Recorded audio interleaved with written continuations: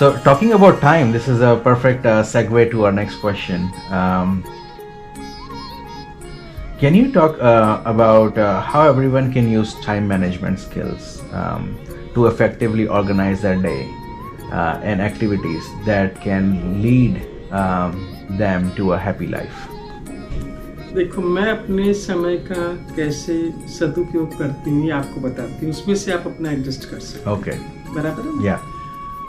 मेरी एक आदत है बचपन से ही कि मैं हर काम को लिख के रखती हूँ। मैंने बोर्ड बना रखा है, उसमें 2 खांचे बना रखे हैं, ए और 3 काम जरूरी है समझो, तो वो ए सेक्शन में डाला और नीचे टाइम दे दिया कि सुबह 9 बजे के पहले 3 काम मेरे पूरे कर लेने हैं। दिन भर में कभी भी करूं नहीं,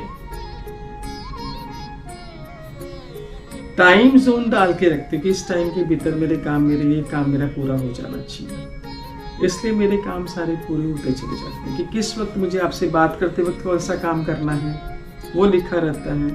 जब ये टाइम मेरा अकेले का रहेगा तब मुझे क्या रीडिंग करनी है, सब नोट डाउन रहता है। उसकी वजह से मेरे काम सारे के सारे समय पर पूरे होते चले जाते हैं। तो बेसिकली आप जर्नलिंग करते हैं और अपना टाइम टेबल के हिसाब से पूरा कि all the meetings that you have, what tasks that you need to do, so you're on top of things. What is the disadvantage of not having a structure to your day?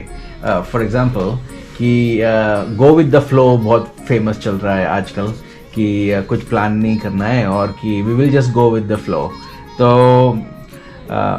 अगर ऐसा करते हैं और करते जाते हैं तो उसका डिसएडवांटेज क्या है? आप कुछ भी हासिल नहीं कर पाएंगे। यदि ऐसा रहा तो क्या हासिल कर पाएंगे बताइए मुझे। आपको यदि समझो कहीं ट्रैवल भी करना है, आप ट्रेन का टिकट लेने जाएंगे या फ्लाइट का टिकट बताते हैं ना कहाँ जाना है आपको, बताए बिना टिकट कहाँ से देगा आपको? करेक्ट। तो do not go with the flow. Okay okay.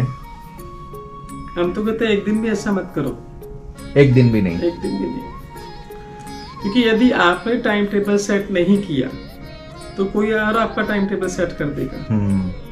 अब मुझे मालूम है मेरे को ये काम करना है ना, और ये आपने पूछा मुझे चलते कॉफी पीने के लिए, मैंने कहा मेरा एक काम सामने है, अभी प्राथमिकता किसको दूंगी, मेरे काम को। तो नेक्स्ट टाइम आप फ्लो में लेके नहीं जाएंगे मुझे कहीं। अच्छा, मालूम है शी इज पर्टिकुलर। हाँ, ओके।